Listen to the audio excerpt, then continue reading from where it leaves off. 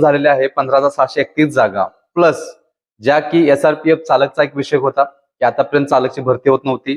Constable मधलेच लोक हे चालक पदाचं भूमिका बजावत होते.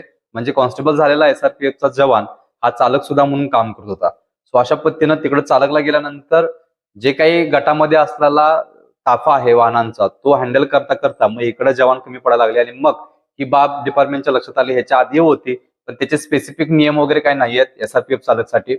त्यासाठी एक पाऊल पुढे उचलून जवळजवळ सगळ्या गटातील रिक्त जागेचा अहवाल मागवलेला आणि ही जी भरती आहे ती येणाऱ्या 2025च्या भरतीमध्ये ऍड करायला सांगितलेले आहे. त्याचा आता रिपोर्ट बनवायला सुरू आहे. सो अशा पद्धतीनं अजून सुद्धा काही गोष्टी महत्वाच्या आहेत की काल पण तुम्हाला मी सांगितलं होतं की 1505 SRPF चे जवान पदोन्नतीनं वरच्या पदावरती गेल्यानंतर खालच्या राहिलेली जी पदं आहेत ती पदं ही या भरतीमध्ये समाविष्ट करण्याचा प्रयत्न किंवा पॉसिबिलिटी असल्याचं दिसून येते. सो अशा पद्धतीने एकंदरीत बघायला गेलं तर जवळजवळ 16,500 ते 17,000 जागा पडण्याची पॉसिबिलिटी आहे.